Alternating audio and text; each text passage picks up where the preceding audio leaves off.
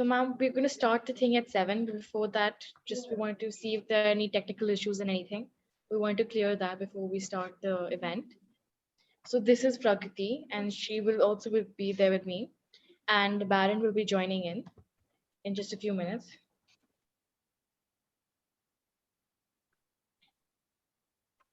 And we'll be taking on with the session. So in the beginning, we will have introduction, which I will do, an opening speech.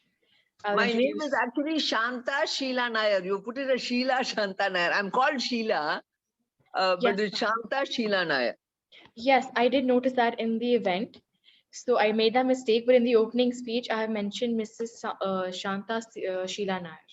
Is that okay? And I retired as Secretary to Government of India. After retirement, I was Vice Chairman of the State Planning Commission.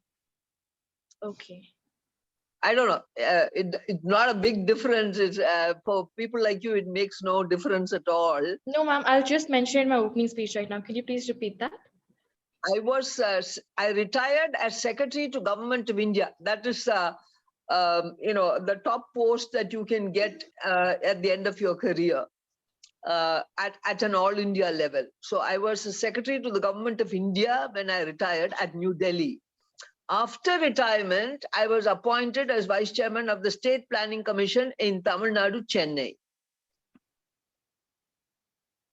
Okay, ma'am. I'm just including that. So, should I just read out my opening speech? Not necessary. The rest of it is okay. Whatever you say, I'll go with it. Okay, ma'am. Then, ma'am, I'll just go through it 1 minute. Please wait, sir.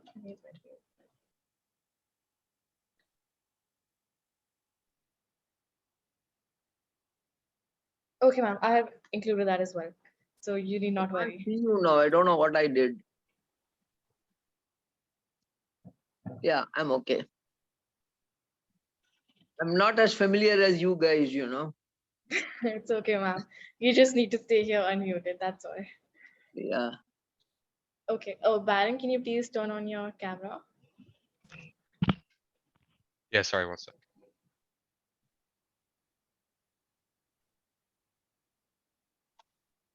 Reshma, were there any formals for this event? Yeah, the white one.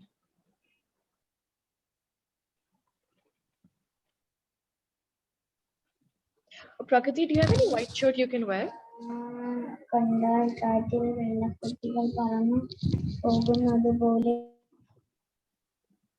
Prakriti, do you have any white shirt that you can wear? There must have been some miscommunication and they won't, that's why they didn't deliver it to you. Well, I'm not sure, but I can look for it if I can get it right now. Just if you can, just quickly wear something, otherwise it's completely okay. Because I was informed by Mr. Chandra that we have to wear white formals, that's why I got a bit confused.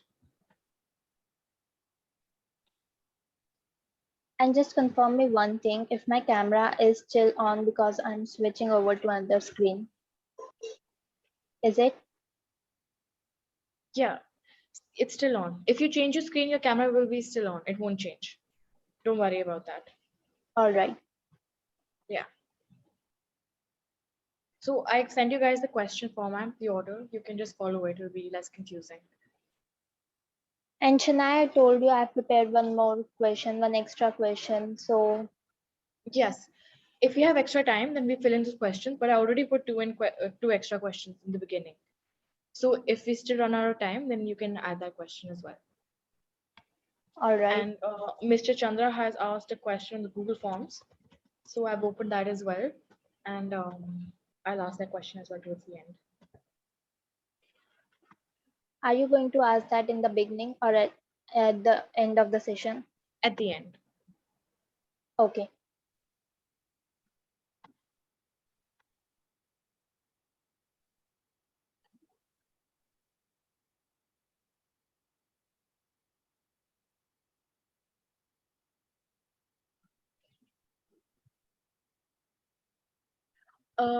Sheela ma'am, are you comfortable with this question?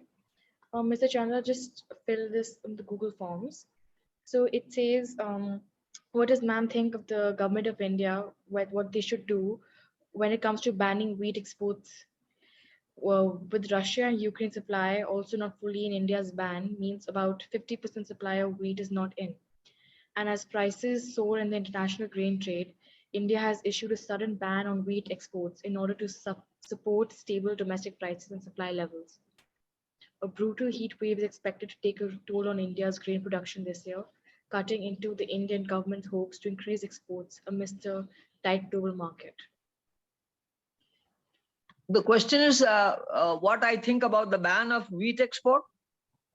Yes. Yeah, What I can does handle Mrs. Ma'am, what does Mrs. Sheela Santha Nair think government of India will do or should do when it comes to banning wheat exports from India, with Russia and Ukraine supply not fully in India's bans? I didn't get that part of it. With Russia and Ukraine not part of the India's ban, what do you mean? That Indian ban is not extended to Russia and Ukraine, is it? Oh, wait, I'm not understanding the question myself. It says with Russian Ukraine supply also not fully in India's bans means that 50% supply of wheat is not in. And as prices soar in the international grain trade, India has issued a sudden ban on wheat exports in order to support stable domestic prices and supply levels. So, Yeah, what I do you can think the answer that. government of India should do? That's the question. I can handle it. It's not if you if there's time for it and if you want it included, I can give an appropriate reply. That's not a problem. Okay, great. I just wanted to check in with you. No, Sorry, I'm just gonna quickly run to the bathroom before the event. No problem. We have a lot of time right now.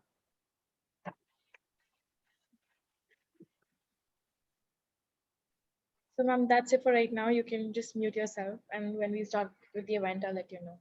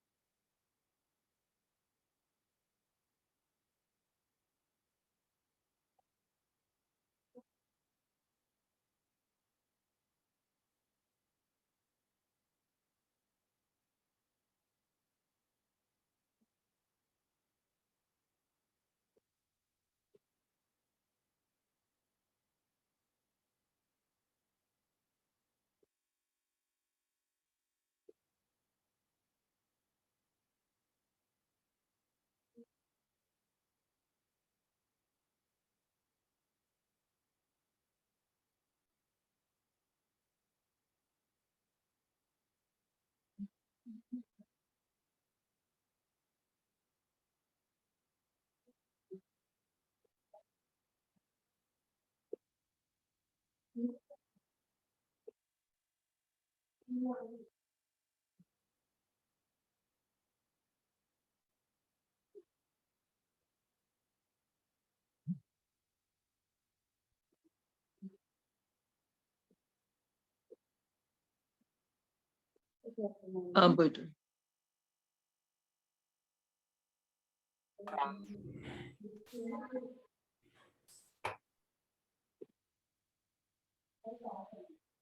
Good Hey, evening, Mr. Shania. Chandra. Hello. Hey, hey, I am here. So we have everything ready with the opening speech and the closing speech and the questions as well. Oh, So all of that is prepared. fantastic. Fantastic. Yes. Oh, Sheila ma'am is also here. Yes, I sent her the link so that hi, Joe. Hey, hello. Good to see you. Very nice to see you too. Looking forward. So she asked me to wear a white shirt. So I am in my white shirt. I was told by Reshma that we have to wear white, so that's why I just got That's confused. okay. I'm not exactly white. I'm off-white. I didn't know you had a white rule. No, No, no, it's no, no. completely okay. I just knew about that when Shania told me, like, there is a white rule. So like, oh, Okay. Aishi Pragati is Pragati, that's also great. on white. Okay, very Yeah. good. Baron, you are also on white. Very nice. Hello, sir. Hey, hello, hello. So Hello, looking ma'am. forward. I'm a person of color. Me too. I would have loved my green vest to be worn, right? Because it's a very much a green topic, right? So, but we are recording this, right? So we will propagate among the students, and yes, okay, ma'am. I'm excited, right? So I'm looking forward. Like, what about Manu? Like, is she having a class? Manu is another student. Actually, he is in Princeton, New Jersey, as a high school student. But Baron, does he have a class today, Shania? Maybe. Uh, Chandra, I'm not aware about him. It was No, just the no, it's three of okay. us. So we will go ahead with whoever we have, and we have a good recording, and so then we can send it to our social media. Are we going live on Facebook? Reshma, are we going live on Facebook? Yes, sir. Okay, you are going live on Facebook. Yes. Excellent, excellent. Okay. Do we have to go live? Can't it be pre-recorded? So, Live is kind of like scary. I've never been on yeah, live. yeah, it is kind of scary. Yes, I know. I'm not a big fan of this online things, right? Yeah. But that is but we are setting a ma'am, Sheila ma'am, like what we are trying to do is this is going to be an ongoing discussion, and my students are trying to, so this will be a start of a conversation. Next week we will bring in more and more people, have more and more these kind of discussions.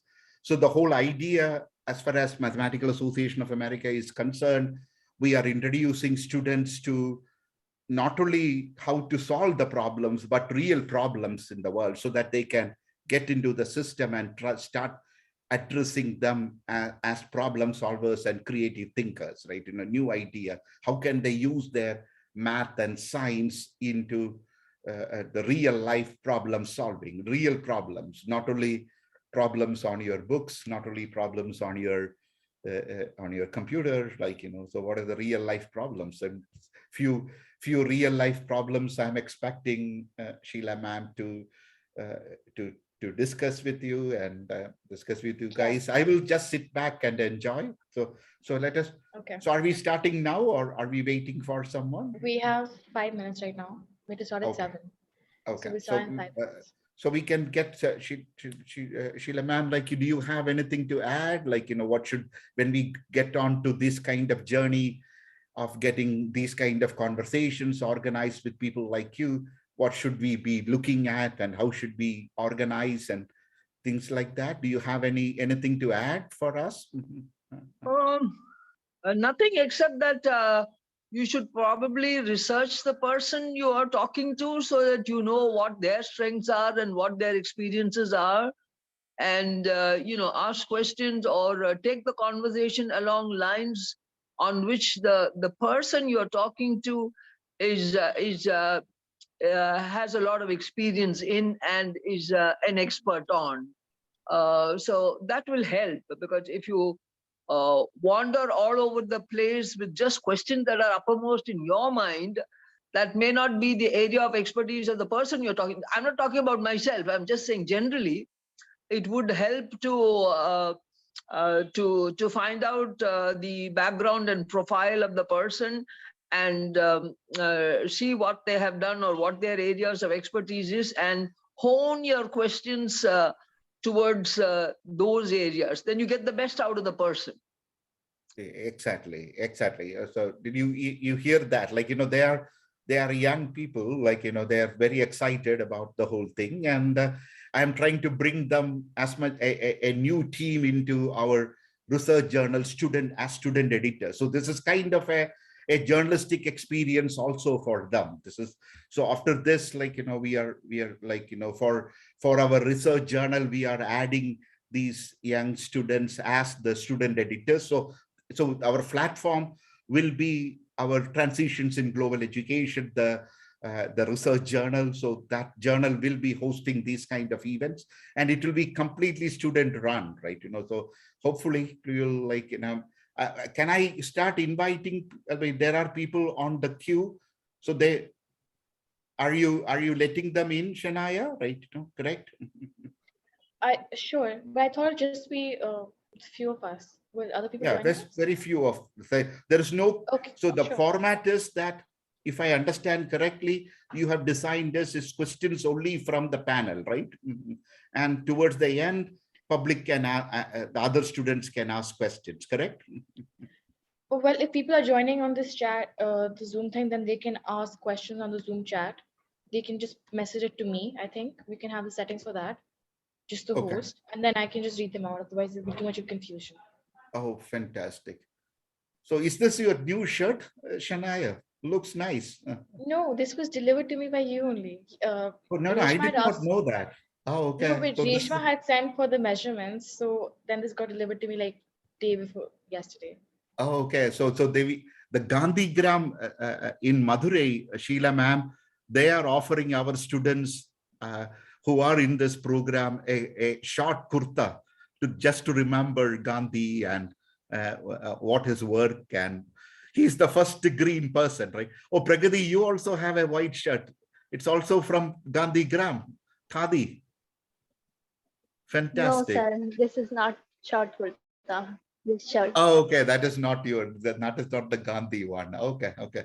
I'm looking It would forward for be my. very interesting for you to know that my very first posting was in the same place as where Gandhi Gram is.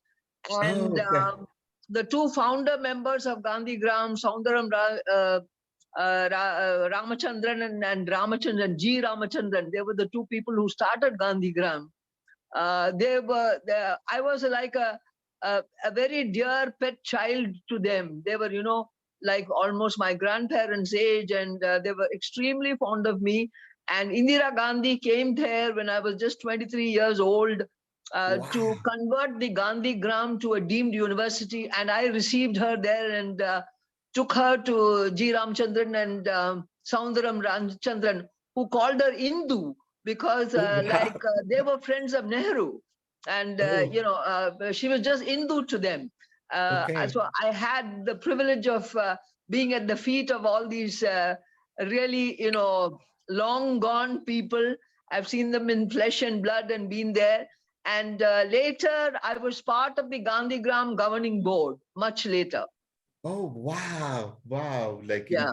I think I went there like several years back when I was building that a farm in Tirunelveli to get some plants from Gandhigram. They have a nursery, right? So that was the last time I been there. Before that, I did a course in their institute, right, on a rural management course. Like, that was years back when I was in college, right? It's interesting time how everything is coming together, and it's a good reminder for these young people to know more about the Gandhigram and the work they are doing. And so it is an amazing place. When Pragati was in Madurai, right? I told her, if possible, go to Gandhi Gram, right? So will get inspired by the work they are doing and all those things. Actually, the work which is probably not as well known as all the, the so-called Gandhian work is the work they have done in healthcare. There is one Dr. Kausalya there. I think she's still alive. She might be 100 or so now. She was a saint in human form. She dedicated her whole life to the treatment and health of women and children in really rural part of Tamil Nadu. In the heart of the village area, they have a wonderful hospital which is still there. And this is work which is not so well known because Gandhigram is known more for the alternate lifestyles and sustainable lifestyles and buildings and, khadi and all that. But the work they've done in healthcare is phenomenal, is absolutely phenomenal. I did not know about that. Like, that Dr. is something which Kausalya, you can Google her perhaps. She, till about 4 or 5 years ago, she was still there. She was, even when I was a sub-collector there, which was in 1975, she was an elderly person. So you can imagine how old she must be now. Yeah, 73, I should be 10 by then, right? My mom was born in 1973, so it sounds very old. Yes, interesting. So Yeah. some of our parents are also here. Some of the students' parents are also here. So if they, Shania, some of the questions, if they're coming from parents or teachers also, you can allow that when it is coming to. Then then they can, I think anyone can unmute and ask then if you want. Okay. Is that okay? Because very That is limited fine. people will be on the Zoom, right? If a lot of people are going to be there, then I'd suggest chat. But if only 2-3 extra people will be there, then I think anyone can easily unmute themselves and ask. Yeah, so our whole idea was to keep the conversation between our student editor and Sheela ma'am, so that we can get a recording and start the process, right? But people will join, right? Because it was informed to our community. So the students, I personally asked my students to join on the live feed, not on the Zoom, so that Zoom will be restricted for the conversation. But let us see how all these things are working, and so we will figure that out. Have the Zoom invites been sent? Yes. Zoom invite has been sent. Then what we can do is, in the security thing, I've allowed participants to chat, send messages only to host and co-host, and there they can send their question to everyone, and then I can just read them out. So there is no much people anyway. Anyway, we are safe. There are no much people in the room right now. It's only 10 now, right? If for more are joining, we will figure that out, what needs to be done. But otherwise, you are in charge. I am shutting down my camera. You can kickstart. You guys, all the best. So are we live right now? Should we start? Yes, you are live right now. You're going live now. Okay. I'm shutting down my camera. I'm shutting down my camera. No live for me. Okay. Go ahead. So I'll start now. Good evening, everyone. Today we have amongst us a personality who probably is one of the most inspirational and definitely in today's world, as we call, an influencer. Please brace yourself to be amazed by today's guest as we virtually meet Mrs. Sheela Santha Nair, a former IAS officer who retired as Secretary to the Government of India, after which she was appointed to the Vice Chairman of the State Planning Commission of Tamil Nadu.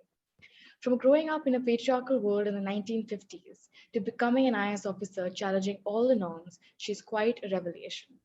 I hope you'll be enriched by her talk as she cares to break and open all levels on the hardships she braved. Her profound work in the state's rainwater harvesting mission, her belief on how being a morning person can change someone's life, and many more.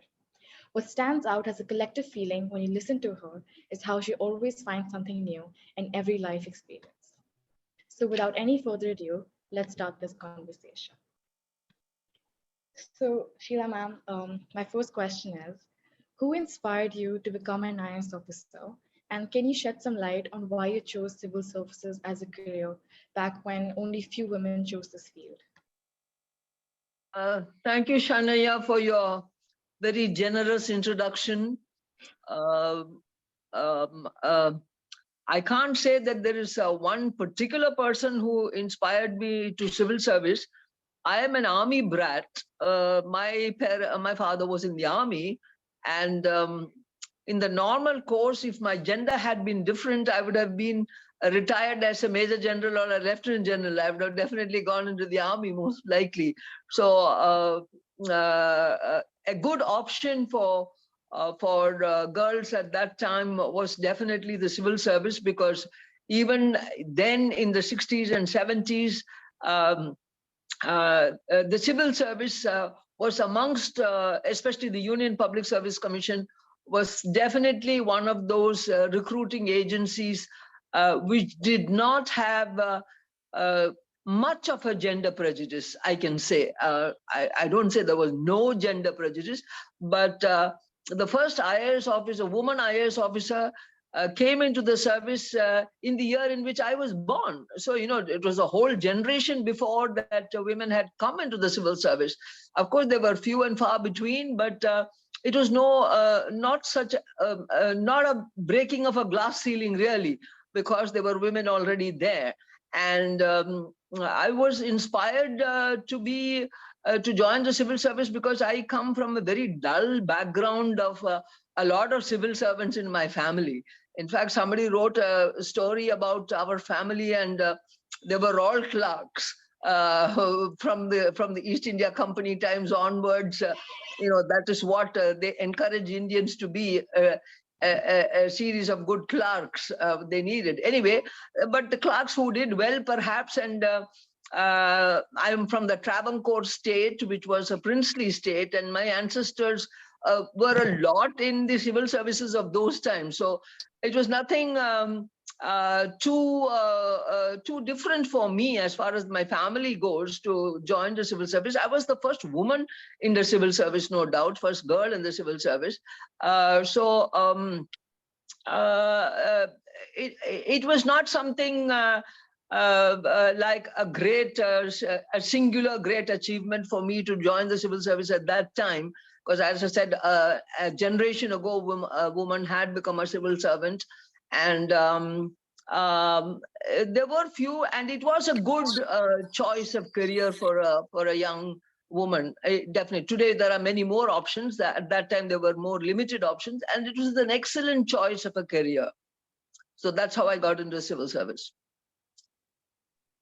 Okay, thank you for the answer. Sheela ma'am, it has always been influential and stimulating for me to read about you. So while I was reading about you, I got to know that your posting was once in Poultry Development Corporation. So how different and difficult it was for you from being a person in authority to a saleswoman for chicken? What all challenges you faced there? You know, we in the Indian Administrative Service, we are kind of jacks of all trades. We move from, you know, different sectors all over the place. And basically, the question is not whether you're selling chicken or whether you're or dealing with something else, but that you're a manager, that you manage a sector. And it is managerial skills which are important. It's not really getting to know too much about the technicalities, because there are always technical people to assist you. You don't actually get into the details of chicken production. You do have to know something about it, but don't have to be an expert in it, because you are managing the sector. And as a public sector institution, managing director of the Poultry Development Corporation at that time was a very important job, because at that time I was in the Poultry Development Corporation of Tamil Nadu. Tamil Nadu was deficit in poultry production, and a lot of the eggs came in from Kerala, and they were all the country chicken eggs, and at that time commercial intensive poultry production had not become so popular. And so there was a great opportunity to improve poultry production in Tamil Nadu, which was not merely for egg production alone, but also very importantly for improving farmer incomes, for diversing farmer incomes, agricultural incomes into livestock and into commercial livestock production, particularly poultry production. Well, we've come a long way. That was more than almost 45 years ago. Today, Tamil Nadu is the second largest producer of poultry, eggs and chicken in India. So from being a deficit state many years ago, all the work that we did contributed to it being a major producer of poultry and also being a source of additional income and sometimes even the main income, and to bringing a lot of awareness and appreciation of technological inputs in what was seen as only a backyard small industry. It was a very small micro kind of industry. It became a massive big industry. Of course, today there's a lot of rethinking on all these issues, and now we want to go back to the farm backyard chicken and the non-commercial chicken, and there are a lot of issues involved. But it contributed very much to improving an important agricultural product. B, it also contributed to improving the availability of cheap protein. When I was a child, chicken was a fancy food. Mutton was more readily available, and in my part of the world, in Kerala, fish was our major food. Fish was the major source of protein, and chicken was something we had on Sundays or important days. Chicken was a very, very fancy food. And today, like it is in the world over, chicken is the cheapest protein, much cheaper than fish, much cheaper than mutton. And it is a good source of protein for a lot of people. And it contributes in many, many ways than just being a saleswoman for chicken. I hope I answered your question. Yes, ma'am, sure. And that is very amazing to hear. Yeah, thank you, Pragati. Knowing your background on malnutrition, and since the rural population is a lot more, how is the divide between rural and urban areas of India caused malnutrition? See, malnutrition is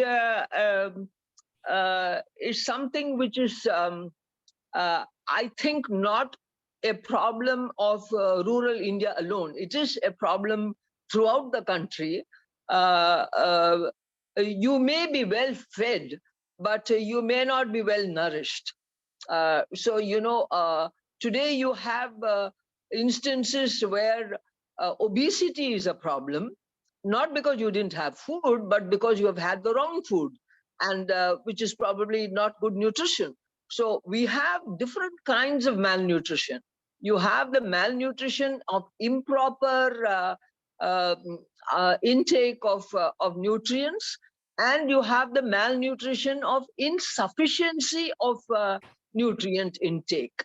And what is happening throughout the country is that there is a divide in terms of the type of malnutrition. But there is definitely some kind of malnutrition happening, whether it is urban India or rural India.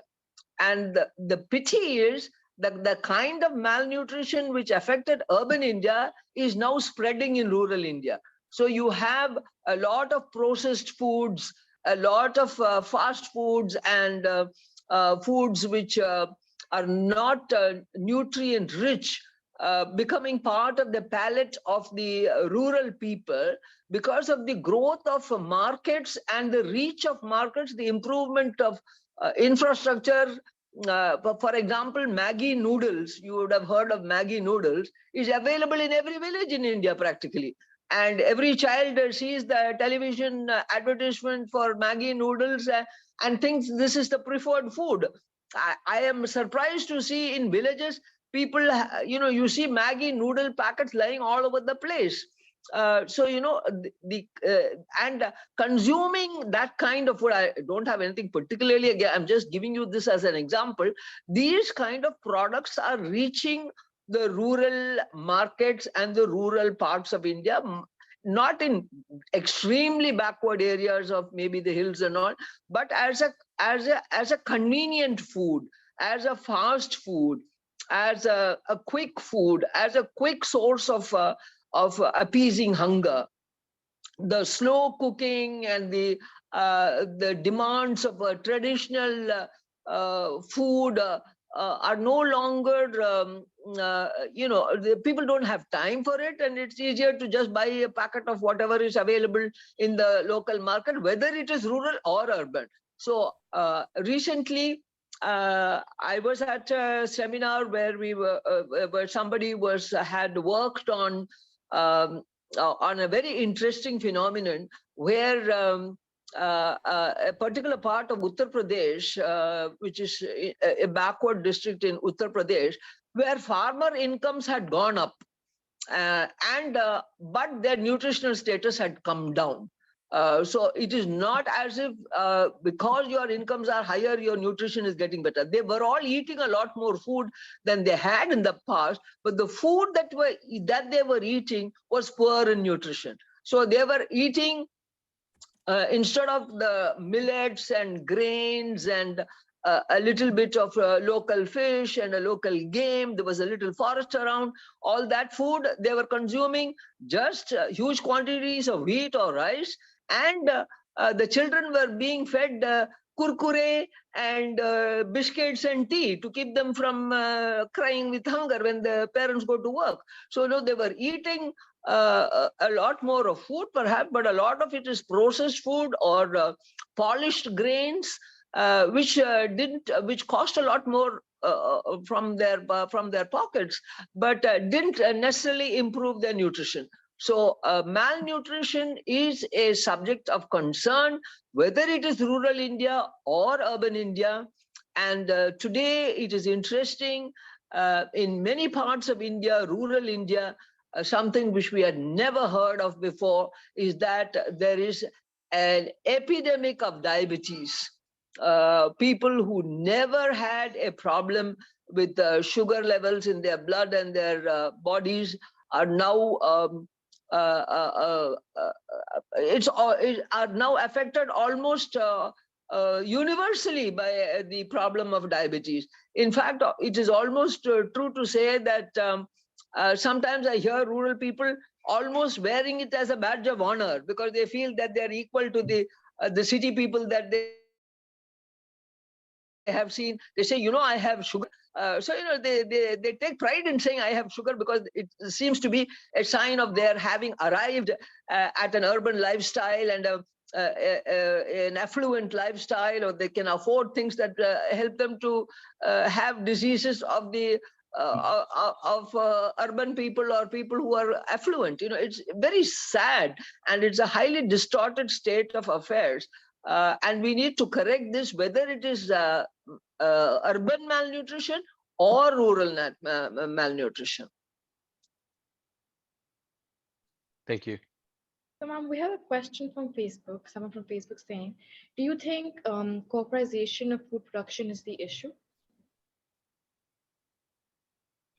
Corporatization of food production is not the issue. Corporatization of food product, it is the food processing and the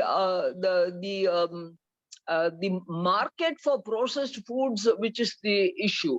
Corporatization of food production is the whole area of the way by which food is produced itself. That doesn't make much of it. Does a bit, in the sense that when you have more and more corporatization of food production, you will definitely have those grains. There will be a distortion in terms of the variety and diversity of food produced, because the corporate will look at the bottom line and see what food produced would give him the best market, and what can improve his bottom line figures. And that is what will egg them on. While traditional food production or common existing food production takes into account a great amount of diversity for local use, for consumer use, for family use, for domestic use, for village use, those would get completely changed into monocrops of particular types of food or grain or sugarcane or some commercial crop, which has the best value in the market and which gives the best returns. So that will contribute to what goes into the food that ultimately people eat, no doubt. But the corporatization of food production is different from the processing industry, which by the very nature of processing takes to a lot of addition of perhaps preservatives and other ingredients, which we are now aware are not so good for our health or for our nutrition. Okay. So, ma'am, what do you think is like solution to this, especially in the rural areas? And with such a, if you see the division in India, with the rural population at 70% or 69% compared to urban population, what do you think is solution for the malnutrition? Like when you talk about the Maggie packets being distributed, and people think in the rural that they're equivalent to the people in urban cities.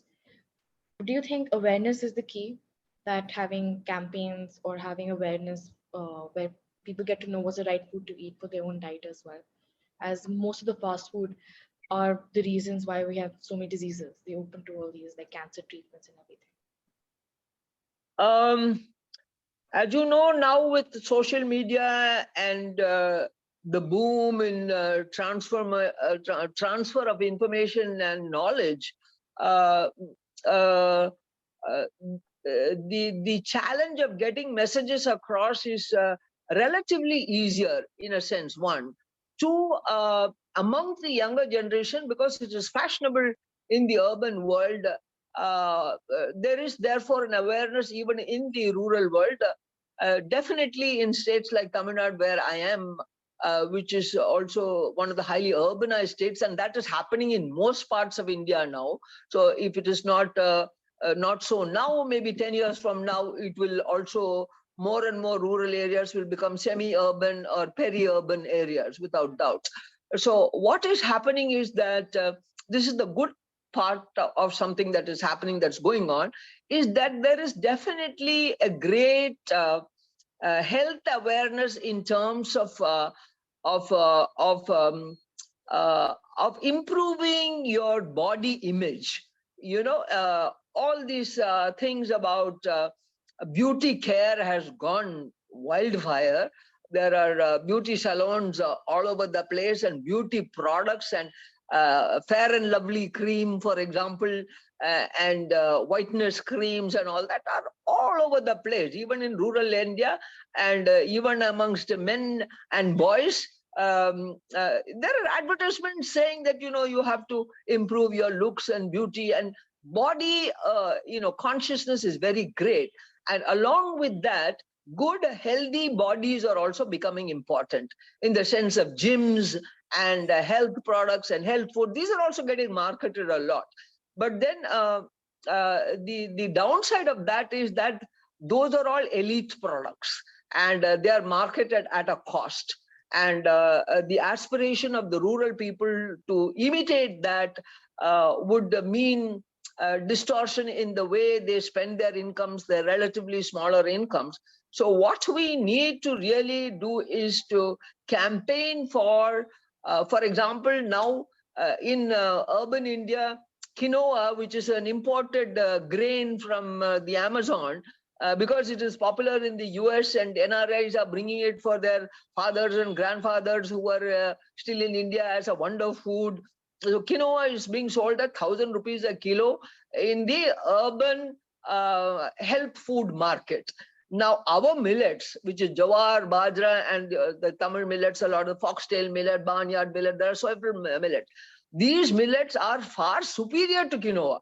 And they could take the place of quinoa, and if they are marketed in the urban areas as a health food, which is happening now, a lot of it is happening now, then people in rural areas who aspire to imitate and ape, the urban profile, would see that these are the millets which their grandparents used to eat, and they themselves have eaten perhaps when they were small children, but now they are not eating it anymore. But now it is a health food. It's no longer the poor man's food. It is the health food, and this will make a big difference to their health status. So the younger generation definitely is very, very much conscious because of the huge advertising of health products and beauty products and bodybuilding products and all these things about improving the body look and the body. Of course, there is the downside of it, of people, in the urban areas at least, dieting themselves silly and almost dying with what is called anexuria or whatever is that word for over slimming. Anorexic. Yes.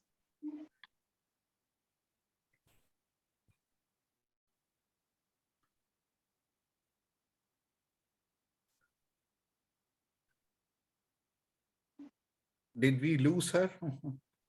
I think we have. Yes, we'll wait. But it is an interesting conversation. We'll keep it going. And she will join. Deepak is here, like, somebody can knock her and figure out, like, Okay, I think ma'am's can... back. Yeah, I'm back. Yeah. I think I've spoken enough. Maybe I can take a supplementary to that if you like. Sure. So our next question is, with the ever increasing population and technology advancements suggesting that most jobs will be redundant and people will be jobless, how will this impact India and the youth 5 to 10 years down the line? See, this is,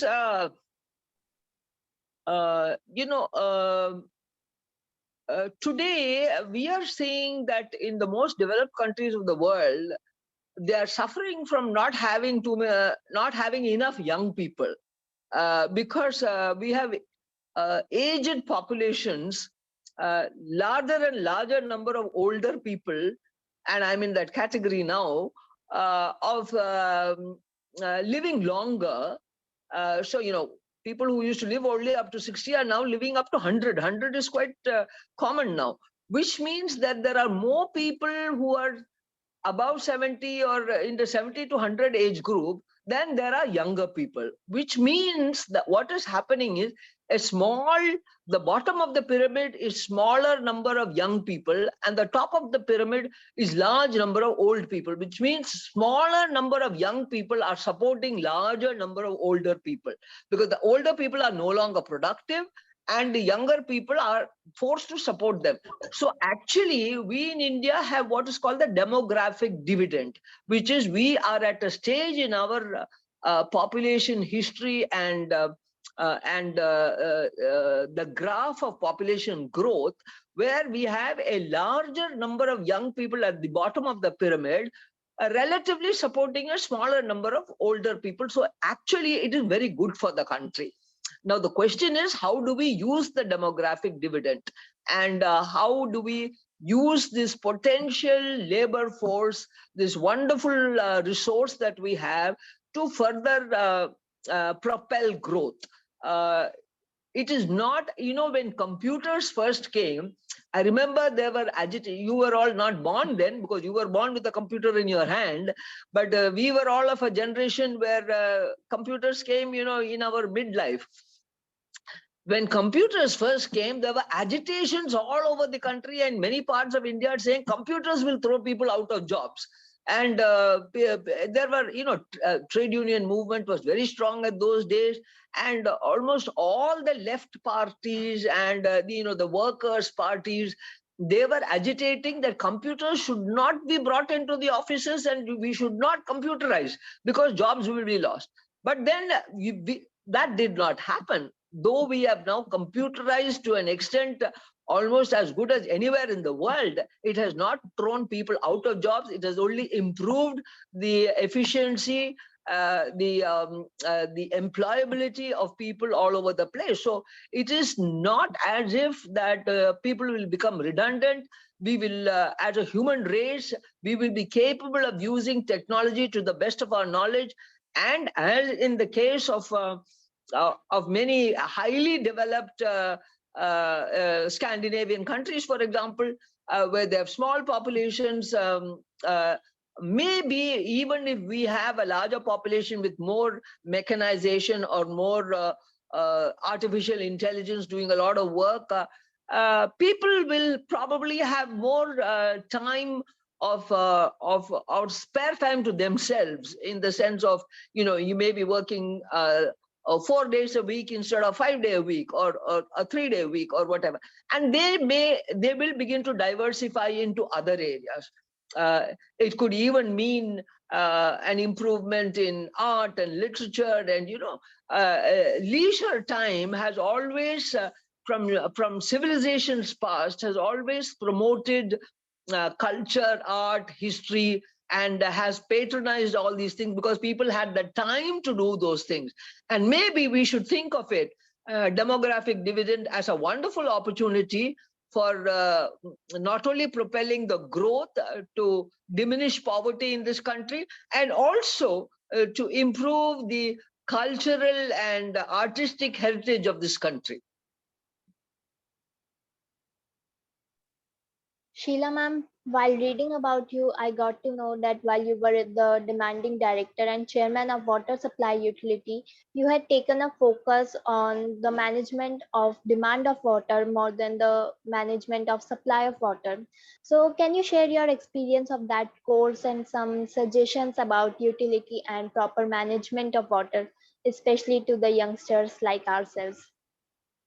That's a good question, because whenever we talk of something like water, we keep saying that, the panic button is pressed.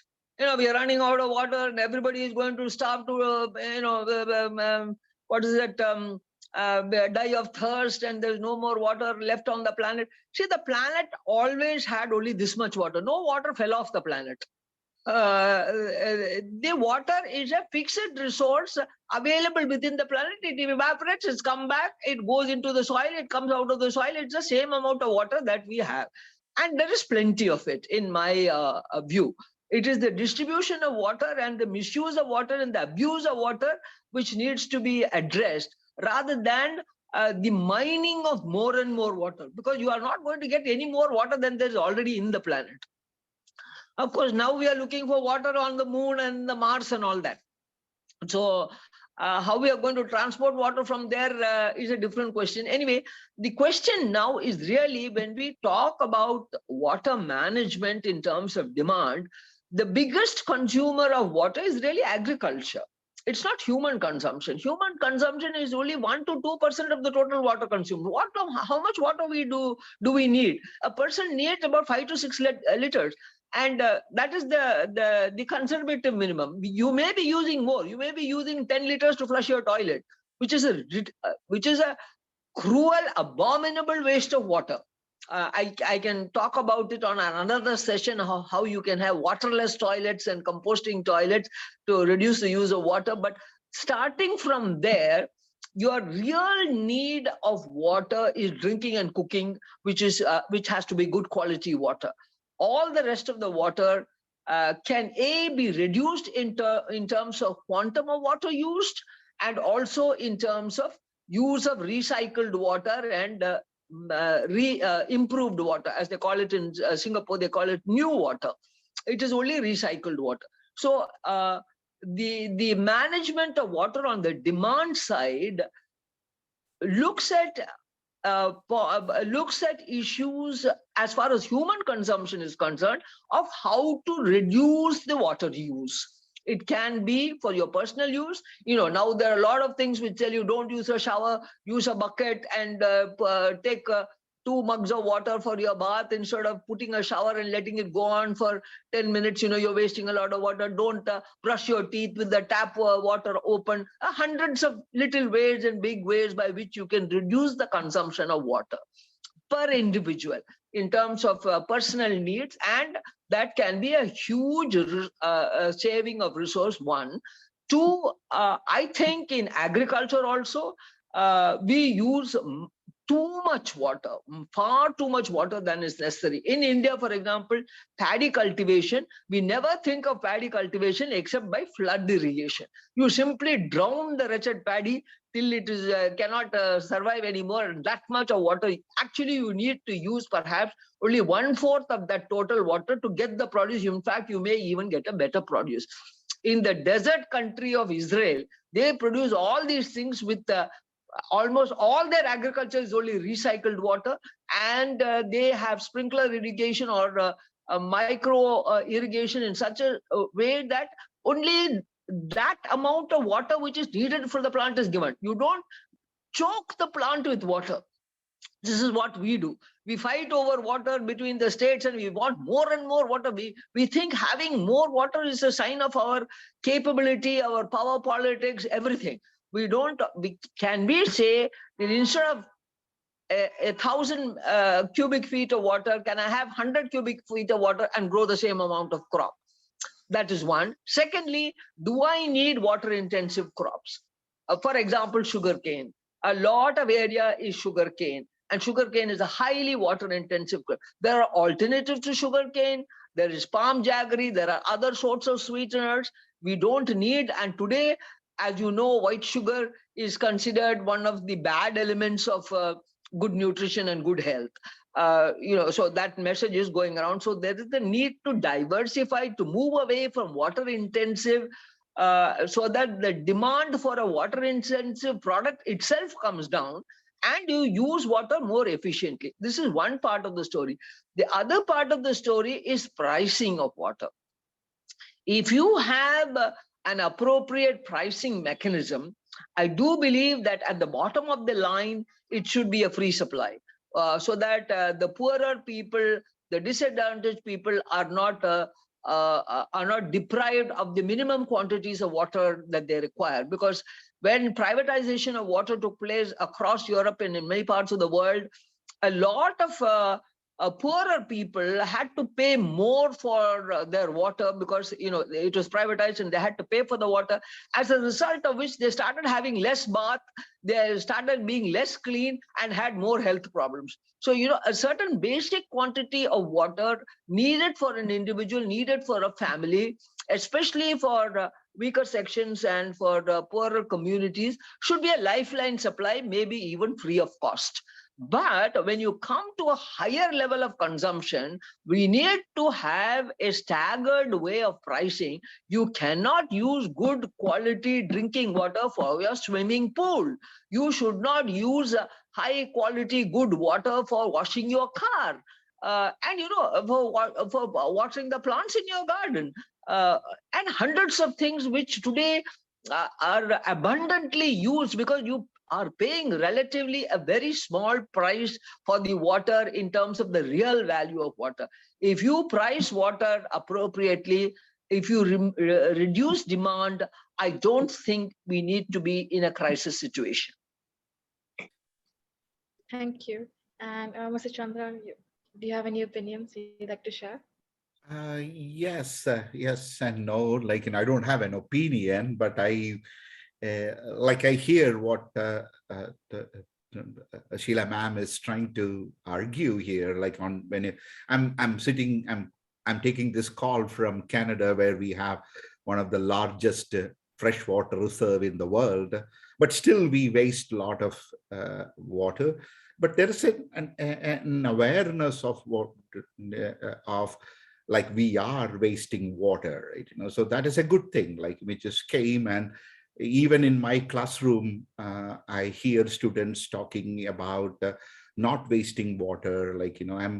I'm very impressed with a lot of young people thinking about that, and people we need to hear people like Sheela ma'am talking about and influencing us on these kind of, and I connecting to another thing, making small changes in our habit is also absolutely important. So for me, in last 1 year, I've been trying to add. I told my students, I told you, Shania, also, as per the influence of or influenced by Sheela ma'am, I was able to change and add millet to my diet, right? So small changes are also very, very important, right? So we all need to look into that. Not only hearing these things. Another thing I want to introduce, maybe one of MIA's key partners in India, like Punarjani. It's a huge forestation effort which is going,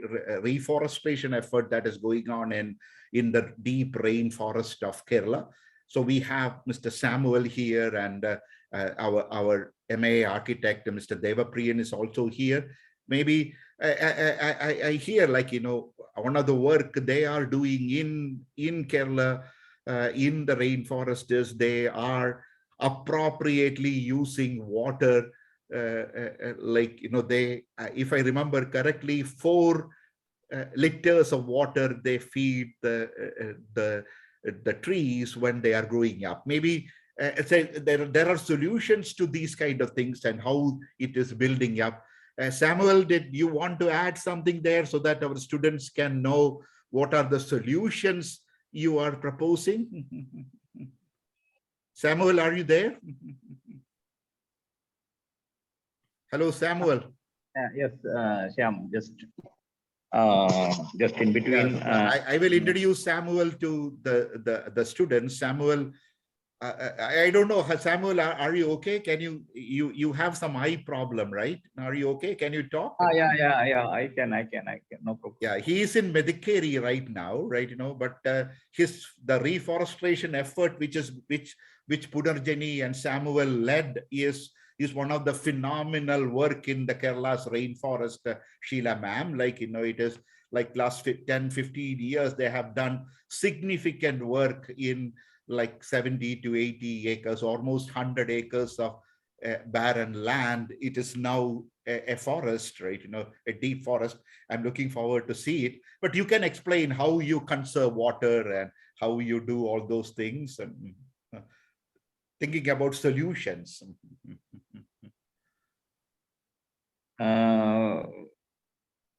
So you don't have enough water there, right? So you feed the trees only, if I remember correctly. Sheela ma'am, I me. Yes, we can hear you. Yes. Yeah. Okay. First of all, I'm really sorry to enter this discussion a little bit late. So I lost my some valuable discussions from Sheela ma'am. But whatever I heard, it was very much inspiring to me, and very much aligning with the thoughts we are going forward with Punarjani, actually. Punarjani, it was a very what I tell, like, it is not like Shyam told, it is not a very big effort. I don't think so. It is a very small model that we are trying for the upper reaches of Western Ghats, actually. So in the upper reaches of Western Ghats, what we face is that there are very large number of first order streams originating because it is very steep. You have very less soil. It is of rocky nature. And almost due to the monocrop plantations that Sheela ma'am was this thing, mainly the cash crops. So the topsoil has almost gone. Whatever soil remaining is less productive, and now the cash crops also gone. And in many places, the rocky outcropping is taking place.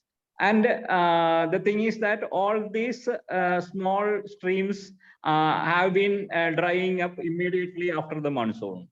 So that all these streams were feeding the rivers, actually, the big streams, second order and third order streams. And then, so that there is floods in the monsoon season, and there is acute shortage in the immediately after the rain stops.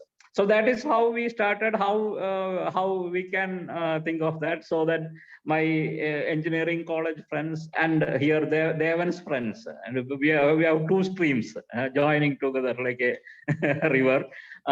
So supporting, we tried to pool some private lands in that area. We have pooled around 30 acres of land, and some of the friends are has joined our thought process, and that is how, like Shyam said, we are influencing some about 80 to 100 acres of land in the area, and we started doing some random planting exercises, mainly the endemic species of Western Ghats, mainly sourced from the Kerala Forest Research Institute and all these things. Saplings are sourced from this thing. So our motto was that whatever growing in there, we will not destroy, and we will introduce more and more species, so that basically the diversity is improved. And one of the key element we, particularly for the upper reaches, is that we cannot have rainwater harvesting pits or like that in such a terrains, because that will be devastating actually, because the whatever small soil is having, that will be slipped in the heavy rainy season. So it is a different story that when we look at the rainforest kind of thing that were existed in these areas, because it was the 30-meter air column humidity that was supplying these streams, supported by the trees and the humus over the soil in these areas. So our Punarjani effort is to whether we will be able to manually reconstruct such a thing. It is really ecologically, it is an impossible thing to create a forest manually, because forest is something which has to be evolved through various natural processes. So still we are attempting, and we started our attempt in 2008 this time. Didn't did any kind of publicity this thing so far, and for the last 15 years experience, it was really encouraging, and a lot of people are supporting the exercise. It is quite good that regenerating, and our ultimate target is to have a revenue model that can be replicated if such a land use is followed by the local farmers in the area. How they will be able to source some revenue, this thing. And there is where it comes the bamboo as an important material, and bamboo as an architectural material, this thing, because for sustainable architecture or low energy architecture.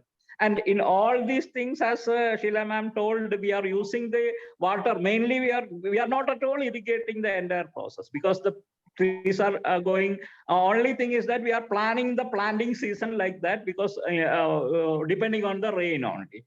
And of course, even though we have not started harvesting for human beings, it is basically a food security for the entire living beings actually, because birds and insects and small creatures, they also need food and water in the world to live. So that is the basic concept of Punarjani. Just I want to share the this thing as requested by Shyam.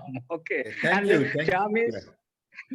Yeah, thank you so much, Samuel. All right, so I'm very along with Shyam's MA, we are trying to expose this through an outdoor learning center like kind of thing that we are working together with actually, that Shyam can and Devan can probably explain it more. Yeah, so that is a solution, Sheela ma'am. What we are trying to do is Mathematical Association of America is funding an outdoor school inside Punarjani without disturbing. So we are building a campus inside the forest, right? An outdoor school, a bamboo school, which we have conceived.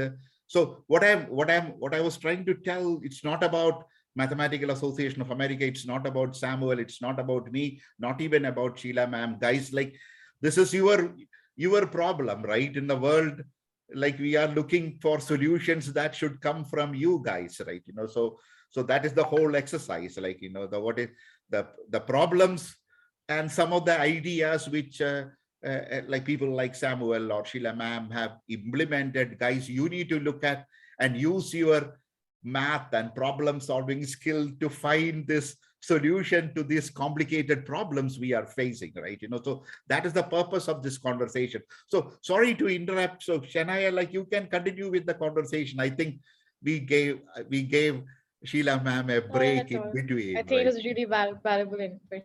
Thank you so much, Mr. Thomas and Mr. Chandra. Okay, so Balan, you can continue. So back to you, Sheela ma'am. Despite being a developing country, India's economy has become the world's fastest growing economy for 2 consecutive years. With this rapid growth, where do you think India will be in the next 10 years? Has it shown massive improvement from where it stood post-independence? The I don't know what exactly the question is, but we are on the growth trajectory and nothing can stop us. And we will definitely keep growing. That is not a great wonder because, if you look at the population of India, the number of people who are enjoying a lifestyle which is as good as in the developed world is almost the population of Europe. Is all you have almost the population of Europe and a population of many other countries already in India, which is spurring this growth and which is the market for the whole world.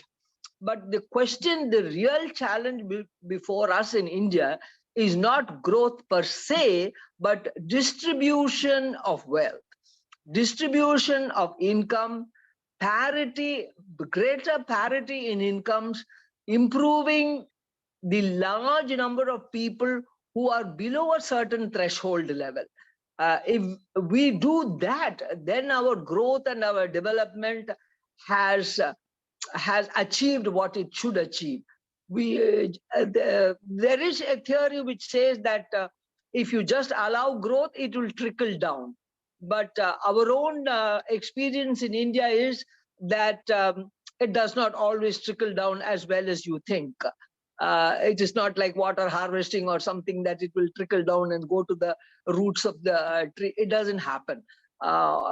You get a huge amount of concentration of wealth in very small pockets on the top, and a large base of people with a very minimal incomes. Incomes have improved, no doubt. But if you look at the overall status of distribution of income, there's a huge disparity. And that is a cause for worry because it is not only the income, but also the health status, also the status in terms of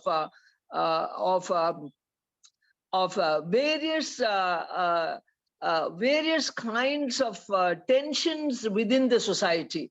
If there are going to be a large number of people who feel that they are not enjoying a certain lifestyle or a certain minimum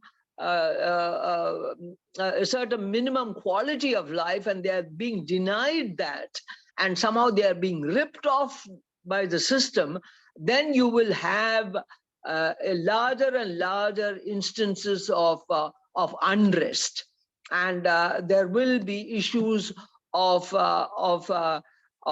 crime going up, and also this can contribute to a situation which is not peaceful enough or conducive enough for further growth. So again, you will have a skewed growth. Where situations are better, you will have more growth, which is happening in many parts of India. Some parts of India, the growth is very little because the skewing up is much more. But in some other parts where there is more of a trickle down, the overall growth is much better. And more investments will go to those places because it's a better place to invest in. Less investment will go into places where these disparities are greater, are more evident, and are more violent in their manifestations. So this is the challenge before us. Being a huge country with enormous amount of resources, we will continue to progress. But how good is our progress for the last man in the last street, in the last village, in the last tribal area, in the most backward place, in the most helpless area, in the most helpless sections of society, in the gender distribution, in the distribution of incomes and opportunities to the differently abled, to many sections who are marginal in society today. If we can achieve that and achieve that more progressively, our growth will be more sustainable, will have more meaning, will have more relevance, and will be a much greater superpower as a result of that. Thank you.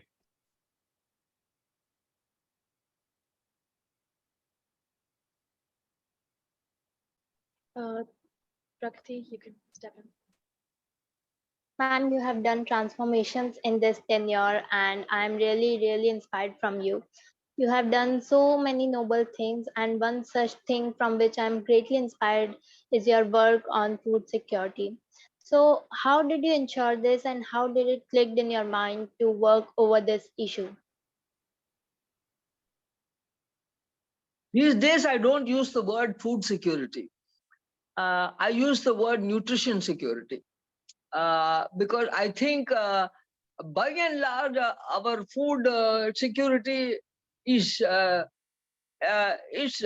better than what it used to be 20, 30 or 40 years ago. Definitely since independence, there has been much greater food security and food availability. But the question, the real challenge, as was in there in the earlier question, and I've answered it at length, is the question of nutrition security. We have, besides the other things that I mentioned in the earlier answer, a huge incidence of anemia in women, stunted growth in children, and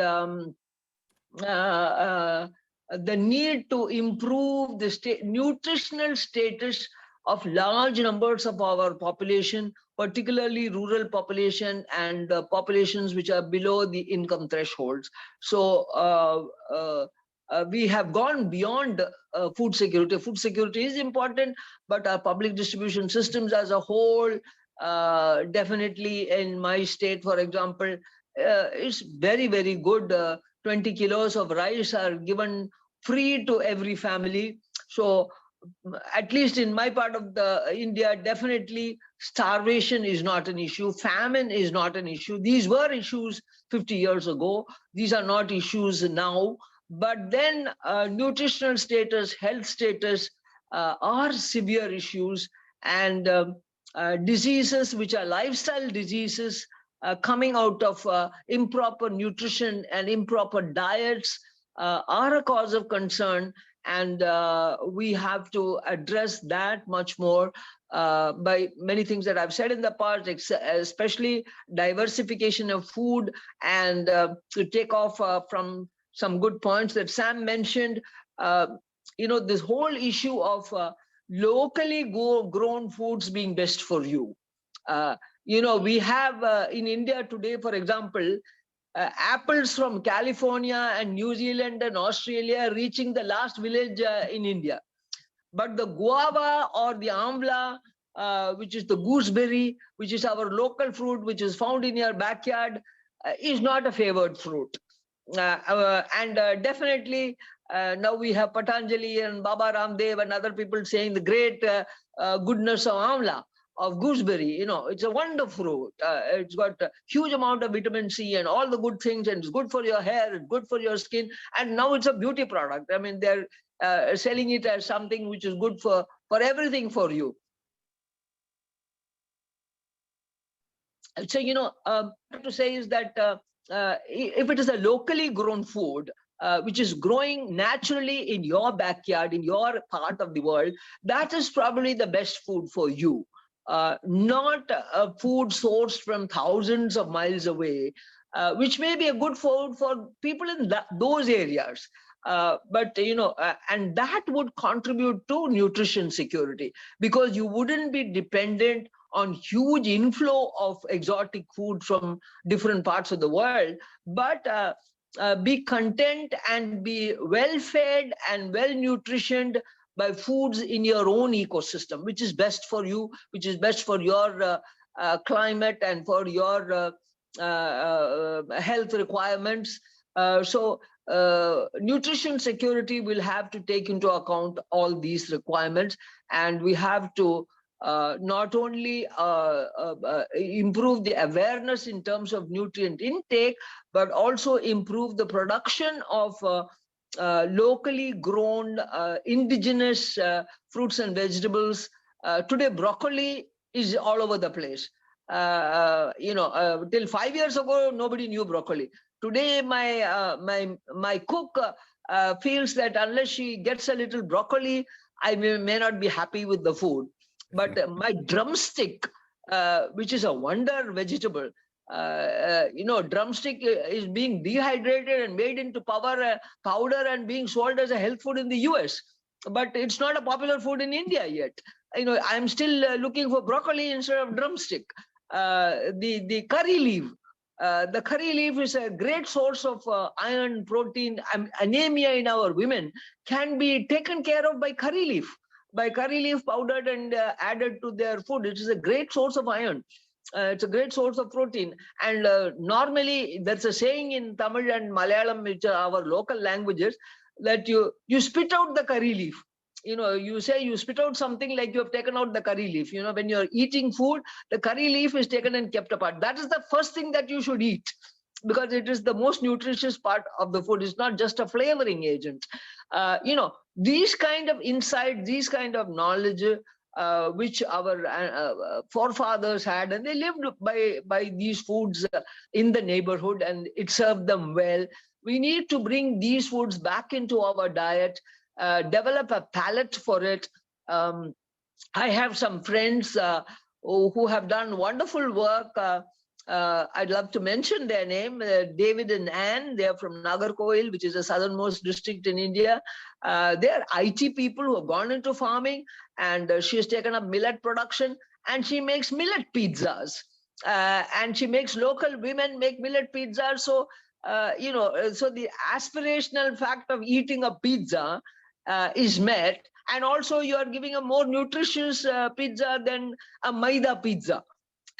So there's a lot of ways by which we can work on this issue of making it palatable, making it attractive, making it appetizing to people who have been fed with a lot of knowledge and information of what should be your palate, what should be the kind of food that you should be eating. So, if you can bring these products into those foods which have gone into your psyche as the best food you should want to eat. So maybe I should make hamburgers with curry leaves and make it palatable and tasty enough, because my longing is to have a hamburger and not perhaps some local food in which curry leaves were used. There are hundreds and hundreds of things. And the interesting thing is that there are today a lot of agri-entrepreneurs in India.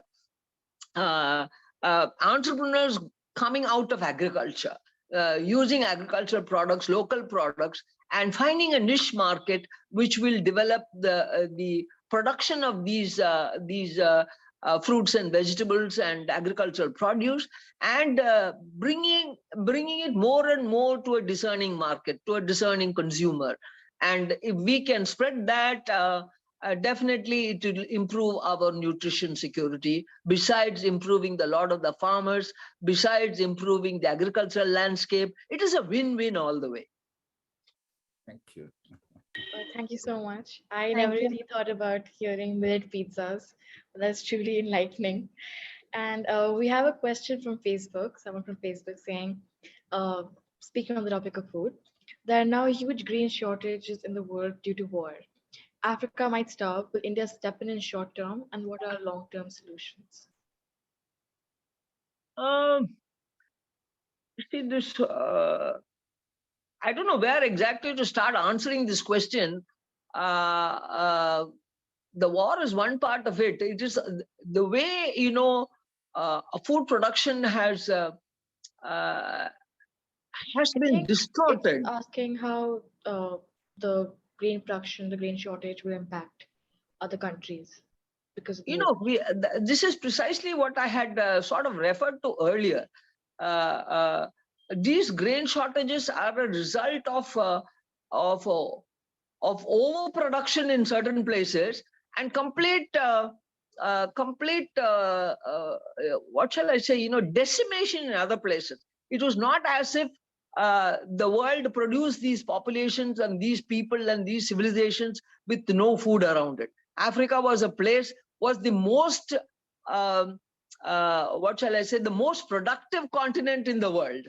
But we taught them to eat wheat and other corn and other grains which are not locally produced. They used tubers, they used tapioca, they used cassava, they used yam. These were their food, and it served them well. But we have dumped our grains on them, made them eat bread and wheat products, which are probably not their grain. And then when the grain dries up, you say there's a food shortage. There is a grain shortage. That is why I have been repeatedly saying that we need to try to revert to the locally grown food, which is the food of the people of that area, and that should be the answer for loss of supply of food from distant places. These are all places which can generate their own food, and maybe to definitely have more plans to make people more self-reliant in their food and go back to local foods which can be made equally exciting and equally palatable, so that some disruption or something like hostilities in a distant place, 15, 20,000 miles away, I don't know how many miles, maybe 10,000 miles away, should not affect your ability to survive. So that is the only answer, because otherwise we will always be at the mercy of improbabilities and inconsequential events far removed from us, far away from us, affecting us badly. So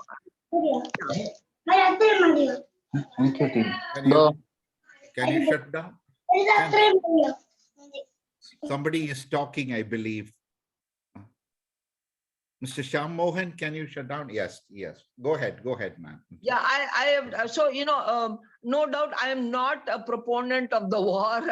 Certainly, we don't want it to continue.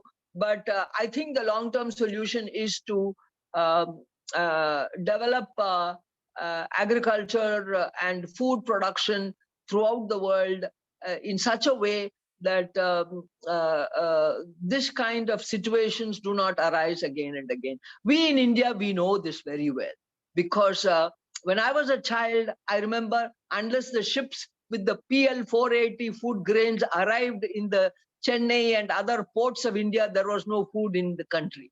The ships brought grains, brought corn, brought wheat, and if the ships were held up somewhere, then there was no food in the ration shops. There was no rice. There were food riots. I have myself witnessed some of these food riots where people did not have grain. There was no war as such at that time, but we were dependent on grain from outside. We were dependent on grain which came thousands of miles away across the sea. And then we had this great initiative taken by the then governments, the scientists, the M.S. Swaminathan, the political bosses, everything, that we should not allow this to happen. We should be self-sufficient in our own, and we did have the means. It's not as if it was impossible. So we had the Green Revolution, and there are a lot of things to be said about, how the Green Revolution took place and what we need to correct it. But today we are food self-sufficient.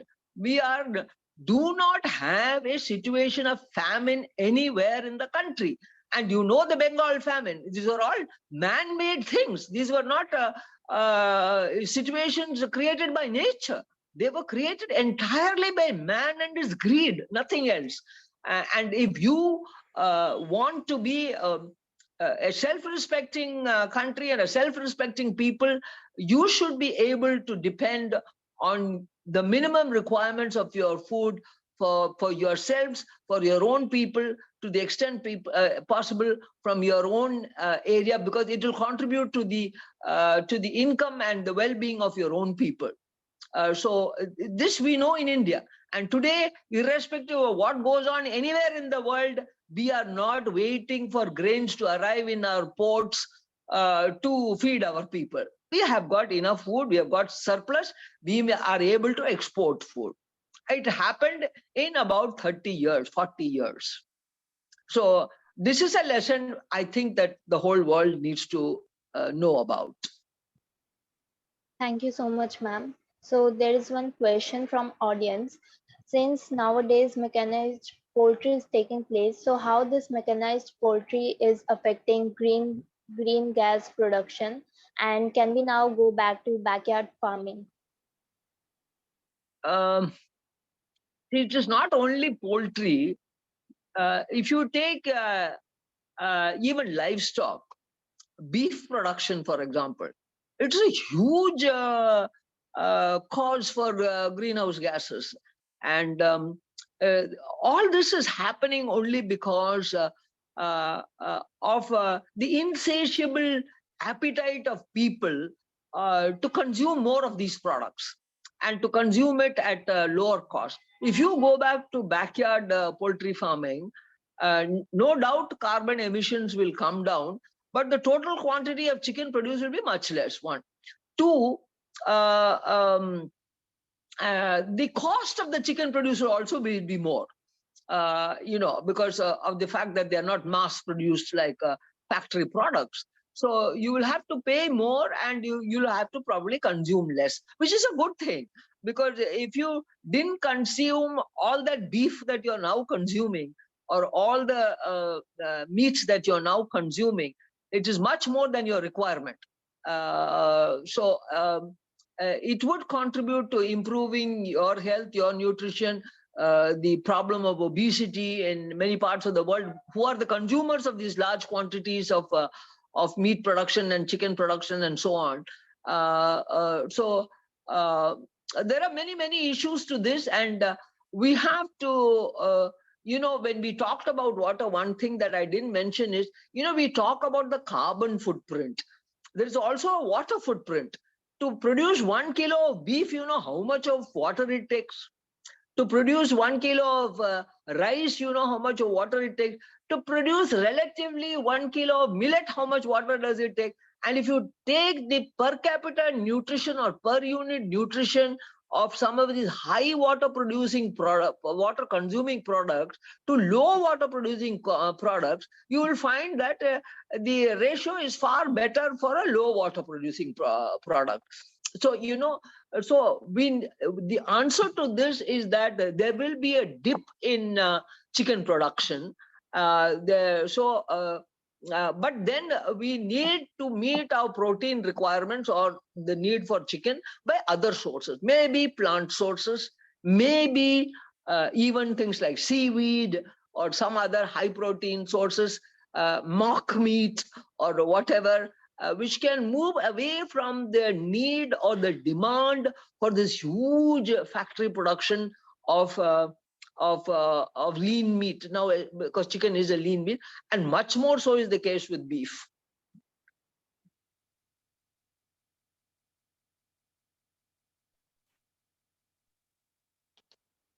We have some Yes, great questions, Shania, so we need to be sensitive about the time also, right? Yes. So how many more questions you guys are having? We have 2 more. We can continue with those, or Oh, yeah, if any audience Yes. questions, we can include those as well. We can Yeah. just So jump to now those. we can start winding up, right? Otherwise we will be taking too much of ma'am's time also, right? But Sure. great questions. And it has been a pleasure to listen to you guys. It has been exciting. Go ahead with the questions. I'm just asking. Okay, great. So how serious is nutritional deficiency and what can we do about it? I think I answered that already. As I said, nutritional deficiency is not something which is either income specific or rural urban specific. It is all over the place because of distorted diets and distorted consumption patterns. But as I said earlier, there's a huge awareness, health awareness building better bodies, healthier bodies, etc. There's a huge awareness of what is it called, wellness industry.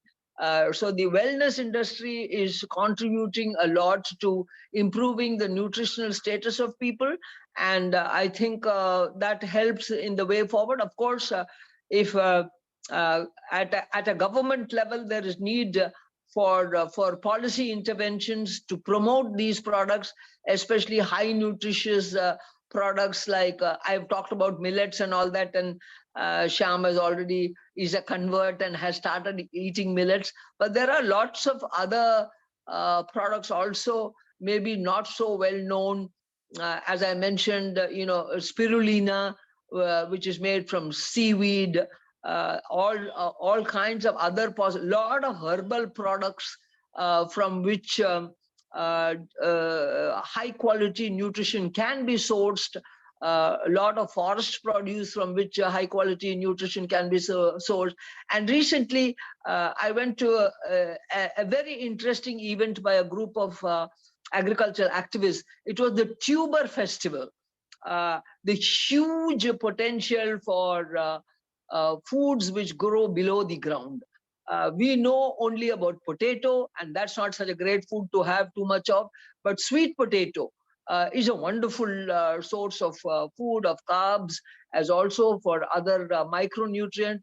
Then there are several 100,000 types of tubers, which are all over India, I can say, with fantastic profiles of what they can contribute to nutrition and how they can be grown and cultivated in the most hostile terrains. Sometimes even in rocky areas, you can have yam production. And these were the foods of the tribal people. They were not agriculturalists, they were not farmers. They just collected tuber products and consumed that. And if we develop a resurgence in interest in those foods, in the traditional foods, in the tribal foods, in the tuber foods. Another area is just mushroom. There's a huge possibility of, replacing chicken, for example, completely with a vegetarian source or a plant source like mushroom. There is a downside.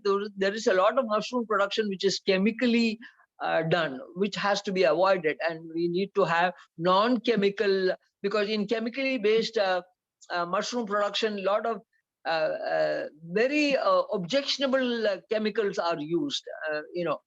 They wouldn't pass through any test, but they are used to propagate the life of the shelf life of the mushrooms. So mushroom is, again, as I said, a huge potential, something which can be grown locally in many places, and it's not the traditional agriculture, but there are more and more areas if we go into it, roots, tubers, fungi, seaweed, other freshwater plants, and a variety of smaller protein supplements which can come from marine life and from freshwater life, which can contribute to an improved nutrition and improved incomes to people who are not getting sufficient income from any of these sources now. If we probably use them to replace traditional sources of protein, traditional sources of iron, traditional sources of micronutrients, from plant-based sources, from small, small animals or small non-plant-based sources, which are not very well known, but are consumed in many parts of the country. These can be important sources of good nutrition, and also diversify the type of food availability and improve the potential for those who are producers of these foods, who are now very marginal people. Can I ask one follow-up question, Shania? Sure, Sorry sure, about that. sure. Sure, Yeah, ma'am. Sam. No. I'm just curious about, are these ideas being put onto the school nutrition or school meal programs in India these days, or are we still depending upon old grain models? Or You know, I don't know where to start. I call this the politics of grains. There are, once upon a time, this has recently been changed, but I was 20 years ago in the Ministry of Agriculture in Government of India in Delhi. And there was this huge difference between the so-called fine grains. And they were called fine grains, the very name was fine grains, and that was wheat and rice. And the coarse grains. The coarse grains were the millets and all these other, what Kachada people ate and what poor people ate. The fine grains was what, the Mughals ate, and biryanis and things like that. I say, there was a politics in the way we classified our grains. It was not based on the nutrition content, but what you thought was fancy. So all the investment, all the research was on fine grains, very little on the so-called coarse grains. It is now only that there is a realization. Now you'll be happy to know the coarse grains have been renamed as the nutritious grains. We have come a long way. I have seen it in my lifetime. I'm very happy to hear that. But on the ground, to replace the fine grain with now the so-called nutritious grain, there is a power politics going on, because there is the whole trade of fine grains. There is the whole lobby of people who have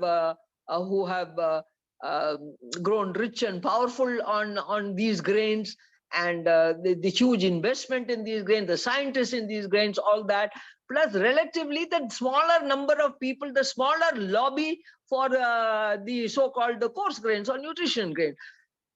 Technically, on paper, Government of India have advised all the state governments to include millets in the school meal program.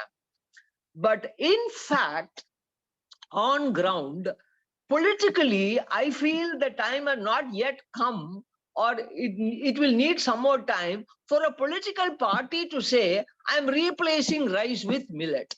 Because then he may feel, or the people in the village may feel, that rice is what he eats when he is sitting in Delhi or in Chennai, but he asked me to eat this ragi, which is a kanji, which is a gruel, which is not as good as the fine grain. So we need to have celebrities and icons and everybody say, I eat nutritious grains, and that is what makes my skin so beautiful, and that's what makes me Aishwarya Rai or whatever. And we need to have this statement again and again to break through this power politics, this politics of grains, and bring these grains on the plate of more and more Indians. There is an understanding, there is a need, but there is always this power play going on also. What will you replace? You see, Government of India did a fantastic job of converting the whole of India into wheat eaters. Because we had the wheat revolution, there was a lot of wheat. So in Tamil Nadu, in Kerala and all that, we have never seen wheat. Wheat is not grown in any of our countries. We started eating wheat. I remember my grandmother, when we got wheat in the ration, she did not know how to cook it. She cooked the whole grain like rice, and we ate it like a kanji, like a gruel. We didn't know that wheat had to be ground and made into a roti and a chapati and a bread and eat it. Then we were taught to eat all that. Now today, the wretched Kerala, the food of the people of Kerala had become what is called the Malabar parota. It is not tapioca, it is not the traditional appam, but the Malabar parota, which is a big competitor to the pulka of North India. It's just become the food of the people. So we changed the dietary palate habits of people in one generation to a wheat eating country, so that the wheat produced in the wheat growing areas can be distributed, can have a market throughout the country. So now, as wheat was propagated, we need to propagate the smaller grains and millet grains and the nutritious grains. In Tamil Nadu, I have been, repeatedly at every forum I get, tell the people, don't replace rice, at least replace one meal to a millet meal. You continue to eat. You can't tell people not to eat rice, because somehow people get the feeling that it is something second class that you are asking them to do. Rice is, just rice, and you have to have rice. So, but you can probably replace wheat with some other grain which is locally grown, which is a millet. And sometime I will share a beautiful movie that I produced, which talks about children. It's a very sweet movie of how a child is doing very well in school and doing very well in athletics, and then the other children gang up to fight. It's all happening in a village school. And the other children gather and say, why is he the favorite of the teacher? He gets the best marks, he's the best runner, everything. Then somebody says, it's something that he eats. So they steal his tiffin box and take his lunch. And then the boy finds out and says, why are you stealing my lunch? Come to my house. And the mother tells him, I give him millets. I give him all these food. That's what makes him intelligent. That's what makes him smart. That's what makes him the teacher's favorite. And that's what makes him good in sports. That's a beautiful movie. It has had such a good reach. We need to reach at this level, at the children's level, at that level where then the child, all the children in the school go back to their homes and tell their parents, we want to be like Vivek, because Vivek is doing well because his mother gives him millet. We also want millet. I mean, this is just an idea, just an example of how we can take these messages across. And as I said, it will take a while because there are lobbies, and you know how lobbies operate, whichever part of the world you are in. And there are grain lobbies also. And it will take us a while before we can all flex our muscles equally. Yeah. I remember how my grandmother sold me chapati, right? She told me I can become a cricketer, like, eat chapati with onions, right? So I thought that I will become one, right? I started eating wheat. But anyway, it was a great conversation, Sanaya. So you took a lot of her time, like, we need to slowly start winding up Yes. also, right? Apologies for that. Anyway, so I will just conclude. Thank you so much, Sheela ma'am. It has truly been enlightening, and I'm sure it has struck a chord in each one of us. We will draw from experiences, and what you've shared with us will inspire us, guide us, and motivate us in times to come. I'm confident that everyone will have very much to take away from this talk and will serve as a guiding light. So thank you so much, and once again for taking out time for this event. We May truly I take a appreciate minute to it. say thank you to Shananya and Shyam for giving me this opportunity. As I say, I am in the last decade of my life, and in that age and time, to be able to communicate with young minds, to sow the seeds, as it were, and may not be there to see the harvest, but know that the harvest will come and that there will be a brighter, braver world out there with you young people, so encouraged by your commitment to the future and your willingness to ensure that we learn from our past and don't make the same mistakes and move to a brighter, better, more equal, more what shall I say, more sustainable, more friendly planet across the globe. Thank you so much, Shyam, for inviting me here. You were the reason that I am here. But Shananya has done a lot of homework in getting these questions absolutely right. I think I overflowed with my words and verbios. But Not at all. It was truly, every word that you said was truly enlightening.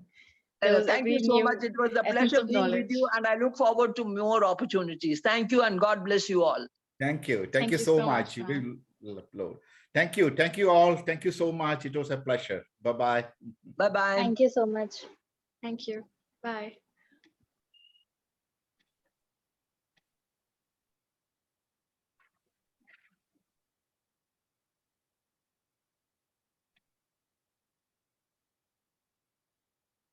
Ma'am, I think you can leave the meeting now.